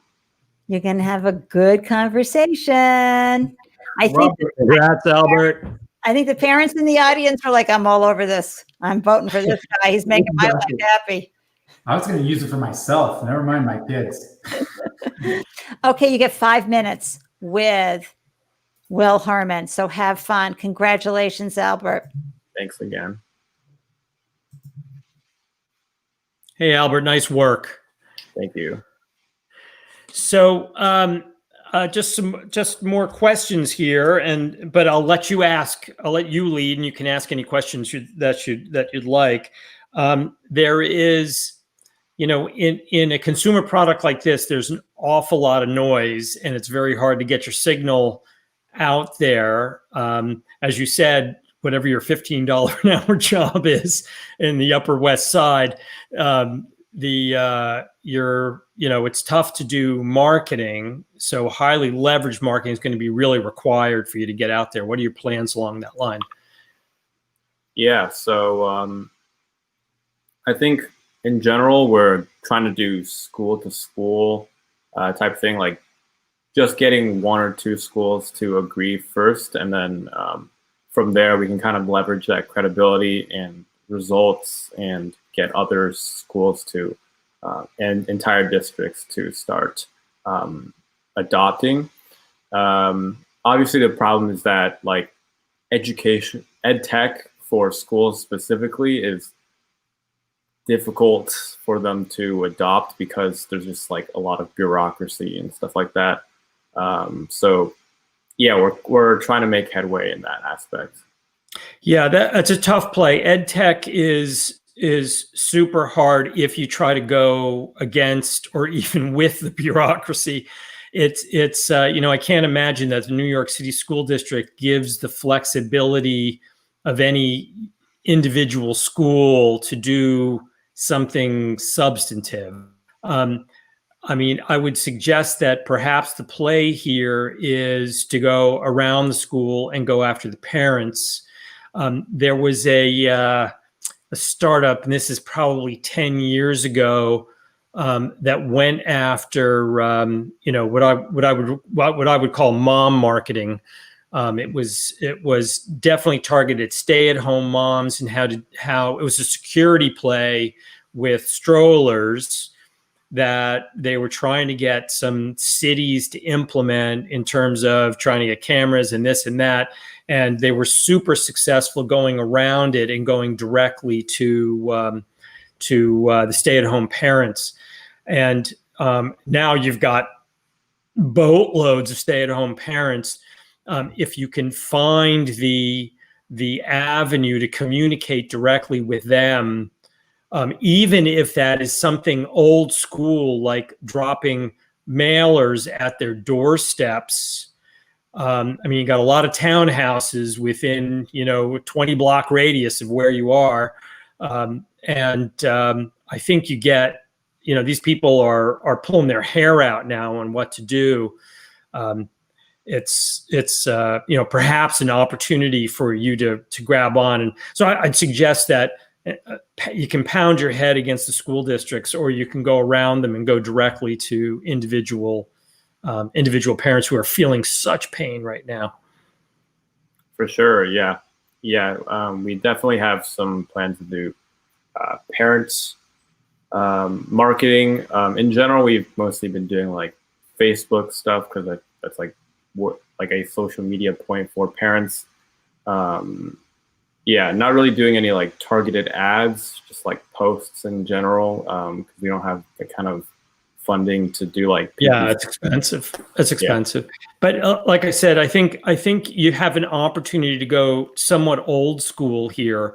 Local newspapers, and these are cheap. These are really inexpensive ways of doing it. If you know the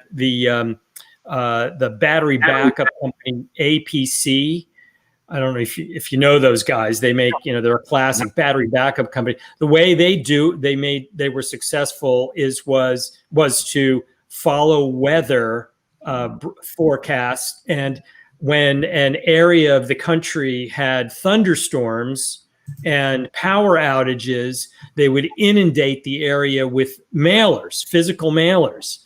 And so people would just be going like, oh my God, my refrigerator blew up because I didn't have a backup power supply, my computer, I didn't have internet or whatever. And they got this little 3x5 card that said, oh, were you in this trouble? And bang, they got it super duper cheap to do. That is a great story, Will. Yeah. Awesome. Okay. And I'm just going to thank you, Albert. Congratulations. And congrats, founders, we are so grateful for your pitching. I just want, while we have Will here, Alexa off. While we have Will here, I would love to have you talk, Will, more about your book. Okay. So I'm just going to say thank you, Albert. Congratulations. Yep. And stick around so you can find out how everything works and how we get all the information to you. Okay. And, but Will, I was watching a recent interview you did, and you really described, one of your core philosophies in the book, and explains how you value starting slow in order to scale fast. So can you kind of elaborate to our audience your thesis around that and how you've been able to apply it to your own ventures in the past? Sure. That's thank you, AJ. That's actually a huge chunk of the book. Is there's so much in the entrepreneurial ecosystem right now that is just about speed, do everything fast, and take as much money as you can, run as fast as you can, get a product out as fast as you can. And I sort of don't believe in that. I believe that the throughput needs to be as fast as you possibly can, but each step along the way doesn't need to be totally optimized for speed. I think if you go slower up front, you have an idea, you test your idea, you talk to early potential customers, you test for product market fit. And then when you realize, because on the first pass, you will realize you didn't get it right, You go back to the beginning again, and you change your idea, and you work it through, and you talk to potential customers again, and you test and you test and you test. And then you cross product market fit, the potential for product market fit. And then you see, can I build a team? Can I get funding and so forth? And then when you're through that and you're finally say, I've got something that customers want to buy and they'll really pay for it, then everything goes much easier after that. So that's when you speed up. So by the time you're really running and really running fast, you've done it actually faster than if you've tried to speed optimize every step along the way. So, I'm happy to leave to be behind, to be the tortoise to the hare of the people who are, just trying to plow through, it's a 3 months. Why isn't your product in the market yet? Why haven't you done, that's ridiculous. You can't possibly do anything substantive that fast. So, but 3 months, I might be able to show a prototype to a potential customer who says, no, it's wrong because of this. And then I can go back and fix it before I have a product in the market. So thank you. That's for generally our philosophy is to go slow to go fast. And ultimately, you'll go much faster and you'll make more money. Oh, and by the way, you'll take less venture capital to do it. It'll cost you less money to do it. I love that because, Reid Hoffman, bless his heart, is always pushing, take the money, move fast, and that's not always the best way. And I always like to bring up MailChimp, which was bootstrapped the whole way, everybody. They definitely took their time. But that's excellent advice. I'm going to throw up the book again here. Yes. Everybody, hop on Amazon, grab it. It's worth it. I read the first one, loved every page. It was so good. And I'm diving into this one next. Just launched. Thank you. Very nice. Thank you. Thank you. Thank you so much for joining us. Well, we're going to bring in our sponsor now, the one and only Robert Hughes. Thank you so much, Robert, for joining us tonight. It was a lot of fun. As usual, I got to figure out how to get my lighting to be as brilliant as Andy's lighting, and I got to get my beard up to grade so they get as good as AJ's. Like, I don't know how he gets it that smooth. Oh, give us a look. Give us a look. Ooh. Yeah, I got to up my game a little bit. Anybody, I've got a couple of LinkedIn requests on LinkedIn. I'm on right now. Hit me up. Happy to connect. Use me for my network. I have a pretty good network and I love connecting people. I promise I don't talk about banking too often, and I can be useful in some instances. So happy to connect and connect you with some of my peeps. This has been a lot of fun. As always, guys. I can't wait till we do it back in person though. I was in the Bean today. And it's waking up a little bit. I'm not gonna lie. There was a couple of people around. Did you have to work for parking? I took the train in today. So I'm a risk taker. I was like, I'm taking a risk today. The parking is getting contentious. There's traffic in the city, so it's slowly gearing back up. So yeah, get a good repertoire of masks. You got to have a lot of masks. You can't just have one. We're going to be probably flying fast by January, hopefully. Can you get hooked up with some branded First Republic masks or something? Oh, I just got one this week, and it's not too bad. It's not too bad. It's like, it's okay. I can see. I'll talk to marketing, AJ. For you, I'm going to talk to marketing, see if I can get you a First Republic mask, and see. I mean, if you can make it look fly, good for you. I will. Well, we're gonna wrap up, everybody. Thank you so much for helping us have another successful August pitch event. And Robert, we couldn't do it without you. And of course, your humor is amazing. And of course, all the founders. But we count on you for the entertainment, Robert. Thank you, as well as supporting us and bringing, your deliciousness for the trivia questions, right, AJ? Absolutely. And next month we'll definitely introduce a little addition, and have some networking through Zoom after the event is over, just to kind of put the face to the profile images of everyone for about 15 minutes, just so everyone could say hi to each other. So look out for that Zoom link in the invite. And hey, we got the next event already scheduled for Thursday. It's always the last Thursday of every month, folks. September 24th, 7 p.m., same place, same time. Scan the QR code, grab your seat, your virtual seat today, and you'll get reminded every couple of weeks about it. And thank you to our wonderful team members. We got Fabiola on the left. We got Omama cheering everyone on, getting folks engaged online. Our previous experts, No Fall. We just have a really great engaged community, and we're so thankful for all you guys tuning in like you guys do every single month. Thank you. Great, great, great. Thank you so much. Just bringing up a quickie here from Solomon Flax. Thank you for your ongoing support. We can't wait to be back in person, as Robert said, having a great time and enjoying the view from the 20th floor at 50 Milk Street, where we have music and beverages and all of that. We get to hug in real life. That's what I miss the most. Everybody, thank you so much for tuning in. You can catch the replay, of course, right here. We'll be sure to share the links. I got to thank all these founders that tuned in. Thank you, George and Martine and Albert. Congratulations for winning. Albert did something that's, of course, real important. He hopped right into that YouTube track immediately and answered and engaged fully with everyone. So, that's some of the things that you have to do when you're at these pitch events is, network and increase your exposure for when the voting happens. But anyway, congratulations, Albert. Thank you, Bojanka. Oh my gosh, you took us to another level. And then Efreen, we're all smarter. Our IQs all went up, and we have a lot more and a deeper understanding of your remarkable work in the world. One last look at these great founders here. Yeah, I definitely learned a lot from everyone today. So thank you, especially Will. Thank you, Will, for joining us. Yes, thank you, Will. Everybody, shake it easy. Thank you. And we'll see you next month. Bye. Thank you, guys.